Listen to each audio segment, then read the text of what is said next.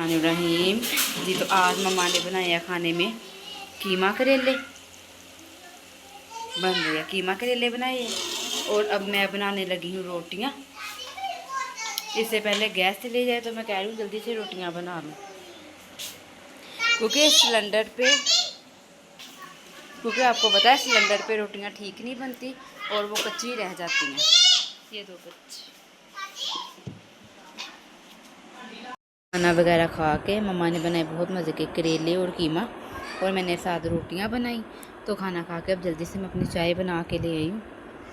चाय पीते हैं क्योंकि आपको पता है कि जो मतलब चाय पीता है ना, तो फिर उसके लिए तो वो कंपलसरी होती है चाहे वो कम पी लें। वैसे तो गर्मियों की वजह से तो मैंने एक टाइम ही कर दिया कि चाय मैं बस सुबह पीती हूँ नाश्ते के बाद। तो लेकिन आज फिर बस दिल किया तो बना के लिए आई।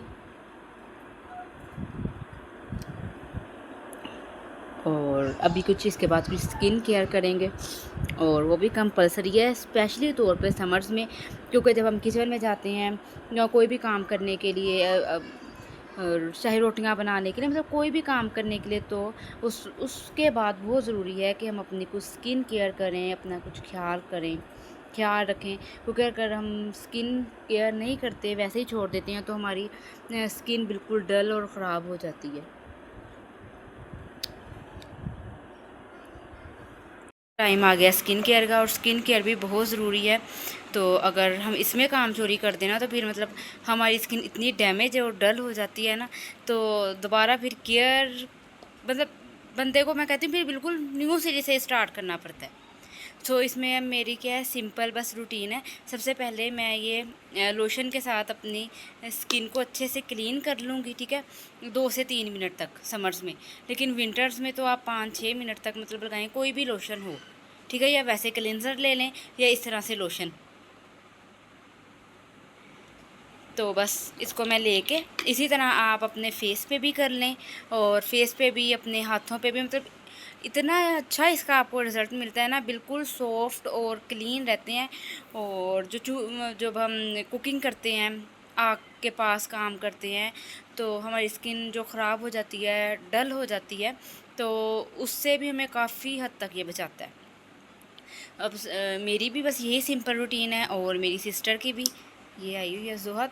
तुम बताओ जा स्किन केयर कैसे करती हो?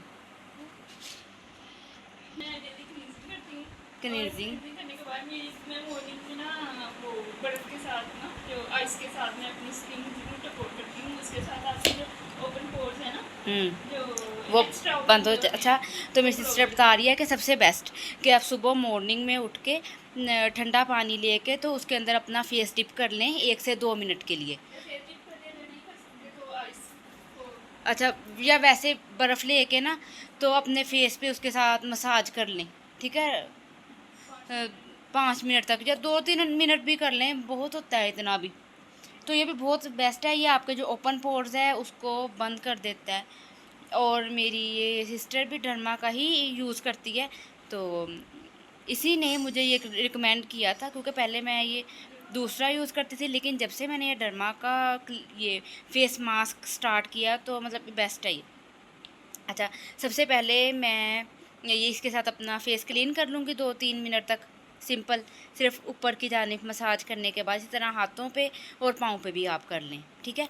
और नेक्स्ट फिर मैं ले लूँगी अपना डर्माशाइन का ये स्क्रब मास्क। तो इससे भी 2-3 मिनट तक बस मसाज करूँगी, फिर मैं सिंपल फेस वॉश कर लूँगी। और फेस वॉश करने के बाद फिर बस सिंपल ये मेरा जो फेस वॉश है ग्लैम पेरिस का। तो अब पहले तो वैसे मैं फेयर एंड लवली का ही यूज़ करती हूँ, और उससे पहले पॉन्ड्स का करती थी, मतलब अंदर अंदर चेंज भी किया, लेकिन जो सबसे ज़्यादा मुझे पसंद है फेस वॉश में फेयर एंड लवली का है। लेकिन अब मैंने अपने भाई से ही मंगवाया था, तो उसने मुझे ग्लैम ग्लैम पेरिस का ला दिया। तो ये भी मतलब ठीक है, अच्छा है, नॉट बैड, ठीक है। आप फेस वॉश करती हूँ तो सूट कर रहा है, तो अल्हम्दुलिल्लाह ये भी ठीक है। लेकिन अगर आपने फेस वॉश कोई मेरे कहने पे अगर बाय करना है तो आप फेयर एंड लवली का बेस्ट है। कोई आपको पिंपल एक्नी मतलब कुछ नहीं वो होने देता, अगर आपकी बेबी स्किन है स्पेशली तौर पे, तब फेयर एंड लवली का यूज़ करें। तो बस सिंपल उसके बाद मैं इसके साथ फेस वॉश कर लूँगी, ये बहुत बेस्ट है। सारे आपके टॉयज़ हैं। ये क्या है? ये क्या है? ये क्या लगाया आपने ना, है ना? ये क्या लगाया ना ने? कोई छोड़ा है, दिखाओ मेहंदी, दिखाओ अपनी, है ना? मेहंदी दिखाओ। माशाल्लाह इतनी अच्छी लग रही है, बहुत अच्छी लग रही। सारी ये आपने पाँव पे क्या लगाया है? सारा ना, है ना? इसे नहीं करते। अच्छा, इस पे आप अल्लाह पढ़ती हो? चलो ये अल्लाह पढ़ती हो। ये फ्रॉक और निकर आपका किसने बनाया? मम्मा ने बनाया। ठीक है, माशाल्लाह बहुत प्यारा है। चलो ये खाना नहीं है, अच्छा ये मेडिसिन नहीं है, ये खाना नहीं है, ये अच्छा खाना नहीं है ये। हमारे नेबर्स ने हमें ये मीठी रोटियां भेजी हैं, ये जिन्हें मट्ठियाँ भी कहते हैं। मेरी मम्मा भी बनाती हैं जब बरसात का मौसम आता है। तो आज अभी गेट नॉक हुआ तो मैंने खोला तो ये हमारे नेबर्स ने भेजी। इतनी सॉफ्ट और अच्छी बनाई हुई हैं, बहुत मज़े की। अच्छा, अब मैं सोच रही थी कि मैं एक्सरसाइज कर लूँ। आज पूरा दिन कोई एक्सरसाइज, कोई वॉक, कुछ भी नहीं किया। पता नहीं क्या सुस्ती पड़ जाती है कि क्या होता है ना। कल कर हुआ तकरीबन 10-15 मिनट से मैंने एक्सरसाइज की होगी। तो बस अपने पूरा दिन में बिज़ी इतनी रही कि मतलब टाइम नहीं निकला। लेकिन मैंने कहा कि नहीं, टाइम तो निकालना पड़ता है, टाइम खुद मैनेज करना पड़ता है अपने लिए। तो अब मैं जल्दी से आ गई, तो मैंने कहा चलो कुछ देर तो कर हो जाएगी, मैं अपनी एक्सरसाइज और वॉक कंप्लीट करूं, क्योंकि आपको हेल्दी रखने के लिए और आपका वेट मेंटेन रखने के लिए बहुत ज़रूरी है। क्योंकि आपको पता है हम जितना भी अवॉइड कर लें, अवॉइड करते करते हम कहीं ना कहीं जंक फूड खा ही लेते हैं, ठीक है, खाया जाता है हमसे। सो बहुत ज़रूरी है कि हम एक्सरसाइज करें। अब मैं अपने लिए कहवा बनाने लगी हूँ, तो ये बहुत बेस्ट कहवा है, ठीक है। और मेरी मम्मा के स्टमक में भी पेन है, तो उसके लिए भी बहुत बेस्ट है। अब मैं अपने लिए भी बनाने लगी हूँ, साथ मम्मा के लिए भी, ठीक है। अगर कोई स्टमक में पेन हो तो ठीक है, या आपको लूज़ मोशन वगैरह लग जाए कोई भी ऐसी सूरत में, तो ये बहुत बेस्ट है, ठीक है। और ये पुदीना है जो फ्रीज़ किया हुआ है, क्योंकि हर टाइम तो आपके पास इतना नहीं होता ना कि फ़्रेश आपके पास अवेलेबल हो, या फ्रेश जाके सब्ज़ी मंडी से लिए आएँ। तो इस तरह से आप कर रख लें, ठीक है। ये पुदीना है, तकरीबन फ्रेश ही है, क्योंकि ये ऊपर वाले खाने में मैंने फ्रीज़र में फ्रीज़ किया हुआ है। तो सबसे पहले मैं इसको वॉश कर लेती हूँ, पुदीने को। ये इसमें मैंने डाला पुदीना, ठीक है, अच्छे से वॉश करके। उसके बाद मैं इसके अंदर डालूँगी अजवाइन।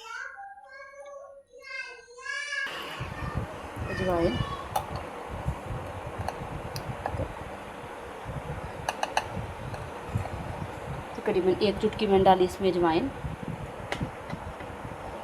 और उसके बाद ये ज़ीरा है, और ये तकरीबन 1 चुटकी इसमें डाला मैंने ज़ीरा। उसके बाद ये सौंफ थोड़ी सी है, ख़त्म हो गई है, लाने वाली है, लेकिन 1 चम्मच भर के आपने ना, चाय का चम्मच भर के सौंफ का डालना है, ठीक है। और नेक्स्ट है ये दालचीनी, ये आपके स्टमक के लिए बहुत बेस्ट है, ठीक है। इसको पहले वॉश कर लेते हैं, मैंने पीसेस में कर लिया इसको डिवाइड। 1 पीस और मैं इसको वॉश कर देती हूँ। इसको अच्छे से अब मैं पका लूँगी। अब रखती हूँ सिलेंडर और जल्दी से बनाती हूँ, क्योंकि गैस तो नहीं आ रही। और बस ये पुदीना बच गया।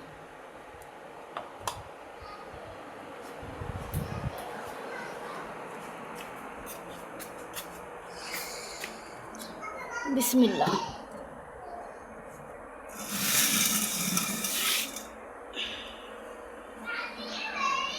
ये पूरा कहवा बन गया, तकरीबन 2-3 बॉयल आ गए इसको। तो फिर उसके बाद मैंने इसके अंदर ग्रीन टी डाल के, ये टपाल की ग्रीन टी डाल के, तो इसको ढाँप दिया मैंने। अब मैं अपने और मम्मा दोनों के लिए इसमें ये कहवा निकाल लूँगी। बेस्ट है आपके वेट रिड्यूस के लिए भी, और आपके हॉर्मोन्स को बैलेंस करने में भी ये जो ग्रीन लीव्स हैं ये वाले, स्पेयरमिंट टी, ये भी बहुत बेस्ट है। और उसके अलावा अगर स्टमक नहीं ठीक तो उसके लिए भी बहुत बेस्ट है ये। बस मैं अपनी ये टी बना के ले आई। अगर आप डेली इसको पीने की अपनी हैबिट बना लेंगे तो आप जितना भी जंक कुछ भी खा लें आपका वेट बैलेंस में ही रहेगा।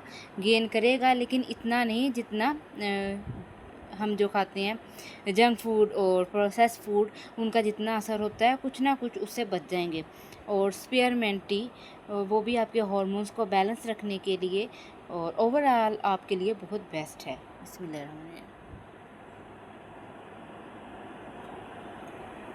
सोने से तकरीबन 1 घंटा पहले आप ये पी लें, बिल्कुल आपको लाइट कर देती है ये।